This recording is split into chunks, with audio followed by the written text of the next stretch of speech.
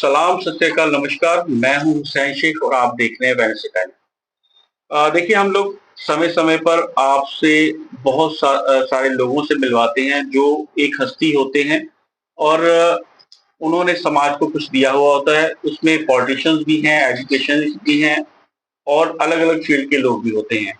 आज फिर हम मौजूद हैं लुधियाना के बीसीएम स्कूल में और हमारे साथ मौजूद हैं वंदना शाही मैम। वंदना शाही मैम किसी भी तारुफ की मोहताज नहीं है क्योंकि ये नेशनल अवार्डी हैं। पंजाब से एक ऐसी महिला हैं जिनको द्रौपदी मुर्मू जी राष्ट्रपति जो है हमारे, उन्होंने इनको नेशनल अवार्ड एजुकेशन में दिया हुआ है। 20 साल से ज़्यादा ये बीसीएम में रह चुकी हैं और फाउंडर प्रिंसिपल हैं और तकरीबन इनका 30 साल का एजुकेशन का एक्सपीरियंस है। आज हम इनसे बात करेंगे, जानने की कोशिश करेंगे इनके स्कूल के बारे में और टीचर्स कैसा होना चाहिए उसके बारे में और बच्चों को किस तरह से हम पढ़ाई की तरफ लेके जा सकते हैं, जो फालतू की अट्रैक्शन है उनसे हटा सकते हैं, उनके बारे में बात करेंगे। वंदना मैम, आपका बहुत-बहुत स्वागत है। शुक्रिया, पहले तो आपको बहुत-बहुत बधाई कि आप नेशनल अवार्डी हैं और ये एक पंजाब के लिए भी बड़ी मान की बात है, लुधियाना के लिए तो है ही है। और मैं आपसे पहला सवाल जो करना चाहता हूँ कि ये स्कूल कब से है? क्या कर रहा है? कितने स्टूडेंट्स हैं? किस तरह चल रहा है? सभी दर्शकों को नमस्कार सबसे पहले। जहाँ तक बीसीएम स्कूल की बात है, तो हमारा ये जो दुगरी वाला ब्रांच है, ये 2004 में शुरू हुआ था। तो 21वां साल दरअसल चल रहा है और सही कहा आपने, मैं फाउंडर प्रिंसिपल हूँ यहाँ की और बहुत ही हम्बल बिगिनिंग थी हमारी। तकरीबन 350 बच्चों के साथ हमने पहले साल में शुरू किया था, लेकिन आज यहाँ पे 4000 बच्चे पढ़ते हैं। शायद उसका एक बहुत बड़ा रीजन ये है कि जो हमारी मैनेजमेंट, स्पेशली जो फाउंडर मैनेजमेंट थी, उनका अफोर्डेबिलिटी की तरफ बहुत ज्यादा ध्यान था और वो चाहते थे कि एजुकेशन को जितना ज्यादा हम ऐसे लोगों में पहुंचा सके जहां पे वो बहुत ज्यादा अफोर्ड नहीं कर पाते हैं।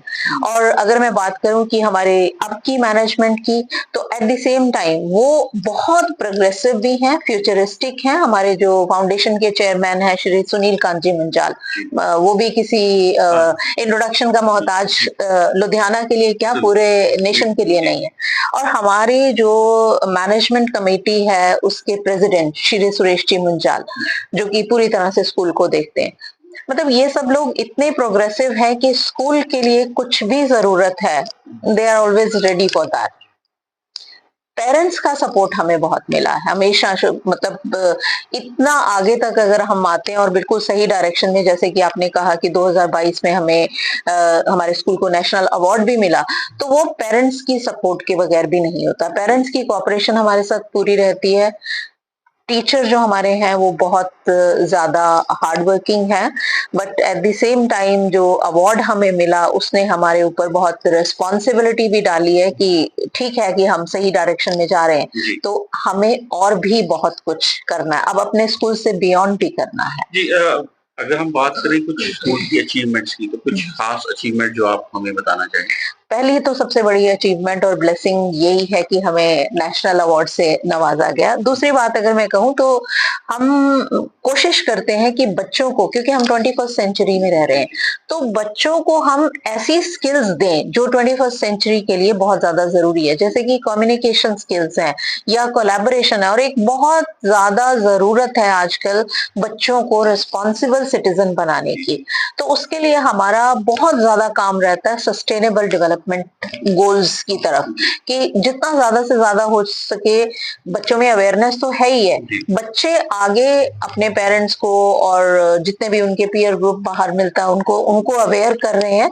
और स्कूल में हम बहुत सारी इस तरीके की एक्टिविटीज करवाते रहते हैं। और एक अल्टीमेट गोल जो है इंसान का, कि उसको खुश रहना बहुत ज्यादा जरूरी है, तो हम कोशिश करते हैं कि इस तरीके का हम माहौल यहाँ पे क्रिएट करें कि हमारे बच्चे, हमारे टीचर्स सब सही रहें और खुश रहें। वंदना मैम, अभी थोड़े दिन पहले कल की बात है, टीचर्स डे भी कल ही निकला है, तो अभी आपने बच्चे की रिस्पॉन्सिबिलिटी के बारे में बात की, तो उसके लिए रिस्पॉन्सिबल टीचर की भी जरूरत होती है। और आजकल आप देख रहे हैं कि टेक्निक्स और टेक्नोलॉजी चेंज होती रहती है। बच्चे को पढ़ाने की टेक्नोलॉजी पहले और थी, अब और है। तो उस बच्चे को पढ़ाने के लिए, समझाने के लिए जो टीचर्स दिए जाते हैं, उनको किस तरह से जो है हम वो करते हैं, ट्रेन करते हैं? आप किस तरह से उनको प्रवोक करती हैं या उनको कैसे मोटिवेट करती हैं कि वो बच्चे को सही तरीके से पढ़ा सकें? देखो ऐसा है कि जो टीचर चाहे वो ट्रेनिंग करके ही आते हैं, बीएड करके ही आते हैं, जब एक्चुअल उनकी पहचान होती है जब वो फील्ड में आते हैं, जब वो एक्चुअली स्कूल्स के अंदर आते हैं और क्लासरूम्स के अंदर जाते हैं। ठीक है, तो पहली बात तो ये है कि जैसे ही वो स्कूल में आते हैं उनको एक मेंटोर टीचर दिया जाता है। एक मेंटोर टीचर रहता है जो तकरीबन 6 महीने तक उसने उसके साथ काम करना होता है। ये तो है एक बात। दूसरी चीज ये है कि पिछले कुछ सालों में जमाना बहुत बहुत ज्यादा बदला, बहुत तेजी से बदलता तो हमेशा ही है लेकिन बहुत तेजी से बदला। वो इतने ज्यादा बदलाव दुनिया के अंदर आए हैं तो उन बदलावों को नेचुरल है कि वो स्कूल्स में भी आना ही है और हमें अपने स्कूल में पढ़ाने का तरीका भी बदलना है। करिकुलम तो चेंज हो ही रहा है, वो ऊपर से हमारे पास गवर्नमेंट ऑफ इंडिया से, सीबीएसई से आता रहता है।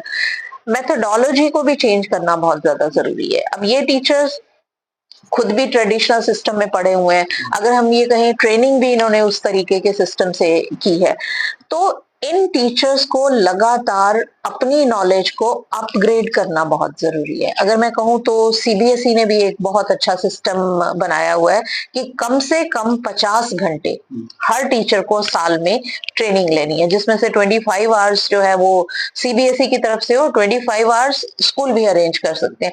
तो वो ट्रेनिंग क्या है? वो प्रोफेशनल डेवलपमेंट है, वो पर्सनल डेवलपमेंट है, क्योंकि अगर इंसान अच्छा होगा टीचर तभी वो टीचर भी अच्छा बन पाएगा। ठीक है, तो कुछ पर्सनल डेवलपमेंट के लिए हैं, कुछ सब्जेक्ट स्पेसिफिक हैं कि अगर हम मैथमेटिक्स पढ़ाते हैं, पहले जमाने में क्या था कि हम सिर्फ अगर नॉलेज भी दे देते थे ना तो वो सफिशिएंट थी, उसके साथ सब काम चल जाता था। अब नॉलेज, एबिलिटीज, स्किल्स, वैल्यूज, इन सब चीजों की बहुत ज्यादा जरूरत है क्योंकि पेरेंट्स के पास भी थोड़ा टाइम कम है। तो जब हम इन सबको कंबाइन करके बच्चे को पढ़ाना भी है और उसको उन सब पैरामीटर्स पे असेस भी करना, तो डेफिनेटली उनको बहुत ज्यादा ट्रेनिंग की जरूरत रहती है, जिसको हम टाइम टू टाइम करवाते रहते हैं क्योंकि सीबीएसई बहुत रेगुलर है ट्रेनिंग्स में। Every month they have a fixed calendar. अगर मैं अपने ही डिस्ट्रिक्ट की बात करूं, मैं यहाँ लुधियाना डिस्ट्रिक्ट की ट्रेनिंग कोऑर्डिनेटर भी हूँ, तो हमारे डिस्ट्रिक्ट में ही एक महीने के अंदर कम से कम 10 से 12 ट्रेनिंग प्रोग्राम्स चल रहे होते हैं अलग अलग स्कूल्स में। द टीचर्स कैन रजिस्टर अपनी रिक्वायरमेंट के हिसाब से। उसके अलावा जो हमारी स्कूल की नीड्स होती हैं वो स्कूल की नीड्स के हिसाब से हम अरेंज करवाते हैं। देखिए अभी एनईपी आया है और एनईपी में जो नई सिस्टम आया है, नया सॉफ्टवेयर, टीचर्स उसके साथ किस तरह से मैनेज कर पा रहे हैं? क्योंकि टीचर्स तो पुराने ही हैं और ये जो एनईपी जो सुनने में आया है, मुझे भी ज्यादा इसके बारे में थोड़ा पूछूंगा भी इसके बारे में कि ब्रीफ में ये एनईपी है क्या?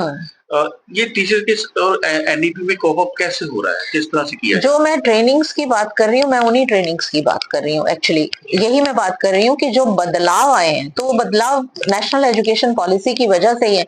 वो जो बदलाव आए हैं, जैसे कि अगर मैं आपको थोड़ा सा उसमें ब्रीफ में बताना चाहूँ कि हम किसी एक पर्टिकुलर सब्जेक्ट की बात करते हैं कि हम उसको पहले कैसे बढ़ाते थे। पहले हम नॉर्मली सिर्फ जो इंफॉर्मेशन है उसको लेते थे।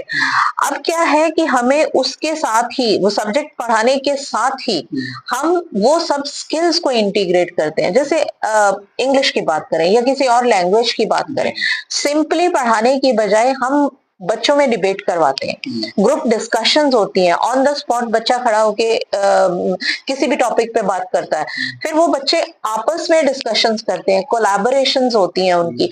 तो ये सब स्किल्स जो है इनको हम 21st सेंचुरी स्किल्स कहते हैं। ये वो, क्योंकि देखो दुनिया बहुत बदल रही है, बड़ी तेजी से बदल रही है। जैसे मैंने आपको पहले कहा, आने वाले टाइम में किस तरह की जॉब्स होंगी मार्केट में हमें ये पता नहीं, आज पता नहीं।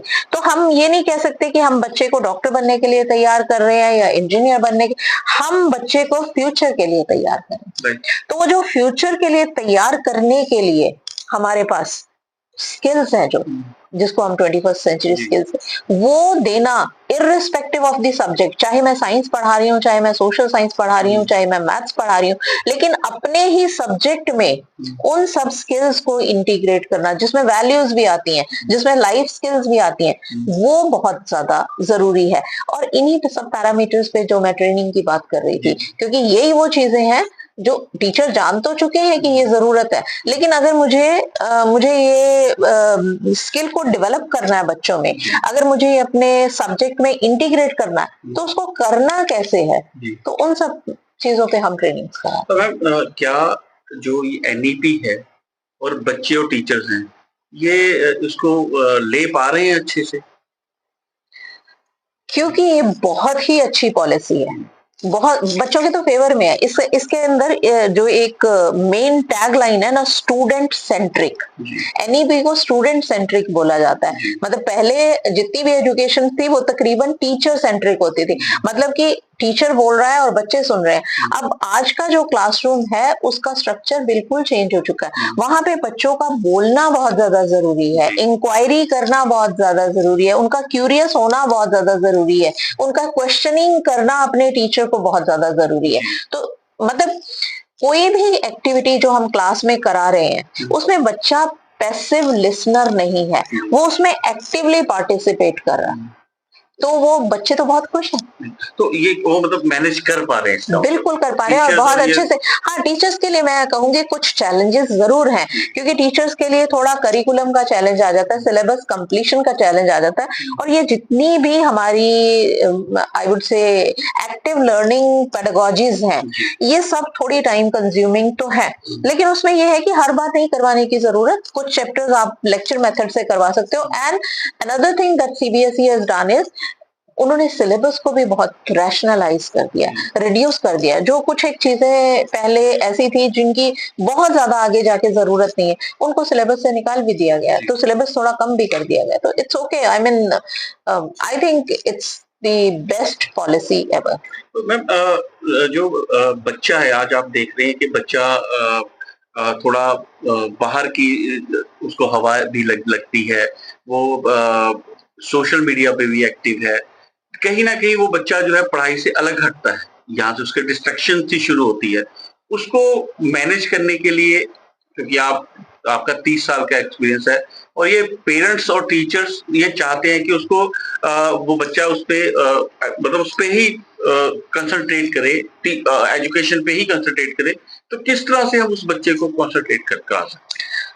देखो, एक दो एस्पेक्ट है इसमें। पहली बात तो ये कि एजुकेशन पे ही कंसंट्रेट करें, तो एजुकेशन का मतलब सिर्फ किताबों की पढ़ाई नहीं है। सबसे पहली बात तो ये अंडरस्टैंड करना बहुत जरूरी है। दूसरी बात ये कि हमारे जो बच्चे हैं, जो हमारी ये आज की जनरेशन है, वो डिजिटल नेटिव है। हम लोगों के हाथ में झुनझुना पकड़ाते थे जब बच्चे रोते थे, अब आजकल क्या होता है, उनके सामने स्क्रीन रखी जाती है, तो वो तो बच्चों के ब्रेन्स ने तो टेक्नोलॉजी को एकदम बचपन से प्रोसेस किया हुआ है। तो ये कहना कि टेक्नोलॉजी खराब है या आई मीन मिस यूज है, ये तो आप हम बोलते रहेंगे और वो ये सब कुछ होता रहेगा। उससे बेहतर ये है कि हम अपने बच्चों को, स्कूल भी और पेरेंट्स भी, रिस्पॉन्सिबल डिजिटल सिटीजन भी बनाएं। उनको बताएं कि डिजिटली क्या चीज सही है, क्या चीज सही नहीं है।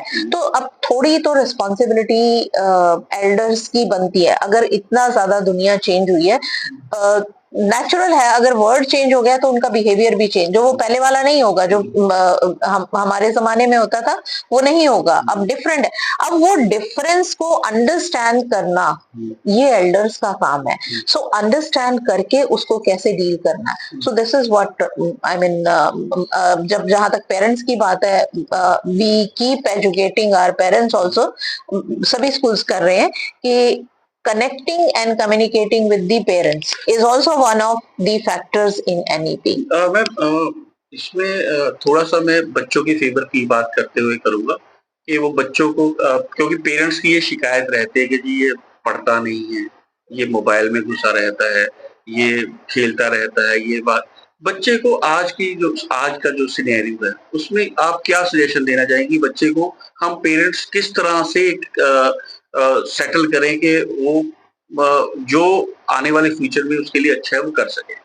मैंने वही बात बताई अभी आपको कि जब हम बात करते हैं कि बच्चा पढ़ता नहीं है, मोबाइल में लगा रहता है, तो वहाँ पे यही चीज़ देखने की ज़रूरत है कि वो मोबाइल में क्या कर रहा है। क्योंकि आजकल आधी से ज़्यादा एजुकेशन तो मोबाइल में भी है। हम फ्लिप्ड क्लासरूम की बात करते हैं, बच्चों को बहुत कुछ घर से करके आना होता है, बच्चों को बहुत कुछ उसमें यूट्यूब वीडियोस भी आती हैं, उसमें there are some PDFs which are shared with the students. तो अगर वो मोबाइल में वो सब कुछ कर रहे हैं तो ठीक है, अगर वो मोबाइल को गलत डायरेक्शन में यूज कर रहे हैं, एडिक्शन होती जा रही है, तो गेम्स खेलते जा रहे हैं, तो then definitely the elders need to intervene in that. तो देखो, अगर हम ये सोचें कि पेरेंट्स सारा दिन बाहर रहेंगे और बच्चे को घर में अकेला छोड़ देंगे और the child is free to do anything, तो इस तरीके से तो बात बनेगी नहीं ना। तो everyone will have to take their own responsibilities। बच्चों को ऐसी वाली चीजों में एंगेज करें जिनमें अच्छा लगे, बच्चों को आदत डालें रीडिंग हैबिट्स की, अलग अलग किताबें पढ़ने की, खुद पढ़ें उनके साथ, शुरुआत करें कार्टून बुक्स के साथ, हल्की बुक्स के साथ जिनको पढ़ना बहुत आसान है। बच्चों को आउटडोर गेम्स में डालें, शाम को बच्चे को खेलने के लिए भेजें, बच्चों को अपना इंटरेस्ट और पैशन समझने दें और वो पैशन परस्यू करने दें। कोई बच्चा म्यूजिक सीखना चाहता है उसको सीखने दें, कोई डांस करना चाहता है उसको करने दें, क्योंकि इंटेलिजेंस सिर्फ कॉग्निटिव नहीं होती, सिर्फ किताबें पढ़ने से नहीं होती, इंटेलिजेंस मल्टीपल होती है। कोई बच्चा किसी चीज में अच्छा है, कोई बच्चा किसी चीज में। मैं अब थोड़ा टीचर्स पे आता हूँ कि आजकल सबसे बड़ी स्कूल्स की प्रॉब्लम ये है कि उनको अच्छे टीचर्स नहीं मिलते। अगर टीचर्स लेना हो तो हमें किस तरह की क्वालिटीज उसमें देखनी चाहिए? नहीं, ऐसा नहीं है कि टीचर्स अच्छे नहीं मिलते, क्योंकि अब एनसीटीई ने बीएड का सिलेबस भी काफी ज्यादा चेंज कर दिया है और अब वो बच्चे भी बल्कि ट्रेन होके आते हैं। मैं कहूंगी कि बहुत सारे फ्रेशर्स तो बिल्कुल ओपन माइंड होते हैं, तो मतलब कंडीशनड नहीं होते, वो ट्रेडिशनल सिस्टम के साथ कंडीशन नहीं होते, तो उनको मोल्ड करना थोड़ा और भी ज्यादा आसान होता है। बाकी ये मैंने पहले भी आपको बताया कि एक्चुअल पहचान होती है जब वो फील्ड में आते हैं। तो जब फील्ड में आएंगे तो ये तो एज अ हेड आपकी ड्यूटी है कि how do you manage that teacher, कैसे आप उसको मेंटरिंग करते हो, कैसे आप उसको हेल्प प्रोवाइड करते हो ताकि वो एक अच्छा टीचर बन सके। आखिर में क्या मैसेज देना चाहिए? किसके लिए पूछना चाह रहे हैं, पेरेंट्स के लिए या और बच्चों के लिए भी और पेरेंट्स के लिए, क्योंकि ये टीचर्स? हाँ, टीचर्स के लिए मेरा मैसेज है कि वो जितना हो सके ज्यादा से ज्यादा लेटेस्ट ट्रेंड्स को फॉलो करते रहें। डिजिटली व्हाट्सएप यूनिवर्सिटी को किसी और तरीके से ना यूज करके व्हाट्सएप पे अपने सब्जेक्ट स्पेसिफिक ग्रुप्स का पार्ट बने और latest trends in education, best practices in education को देखते रहें। स्टूडेंट्स के लिए मैं कहूंगी कि अपनी लर्निंग को ओन करें, मतलब कोई आपको नहीं बताए कि आप पढ़ो, आप खुद देखो कि आपको पढ़ना है and be self driven for them. Parents को मैं कहूंगी कि बच्चों को समझो, बच्चों का ध्यान रखो, बच्चों के साथ क्वालिटी टाइम स्पेंड करो। तो क्योंकि ये जो जनरेशन है ना, इसके बारे में बहुत सारे लोग कहते हैं जनरेशन बिगड़ गई है। जनरेशन इंटेलिजेंट भी बहुत है, जनरेशन टैलेंटेड भी बहुत है, जनरेशन फॉर्चुनेट भी बहुत है, क्योंकि इंफॉर्मेशन तो उनके पास क्लिक ऑफ अ बटन है। तो अगर हम इस जनरेशन को प्रॉपरली संभाल पाए तो डेफिनेटली हम बहुत अच्छे फ्यूचर सिटीजन्स बना पाएंगे। देखिए, अभी हमारे साथ डॉक्टर वंदना शाही जी हमसे बात कर रही थी और उन्होंने बड़े खुल के और बड़े साफ लफ्जों में 2-3 बातें जरूर की है, टीचर्स के बारे में, बच्चों के बारे में और पेरेंट्स के बारे में की। खास तौर से बच्चों को समझने की जरूरत है ताकि हम उनको उनके बेहतर फ्यूचर के लिए आगे ले जा सकें। वेनिस टाइम्स के लिए हुसैन शेख, बीसीएम, डुगरी, लुधियाना।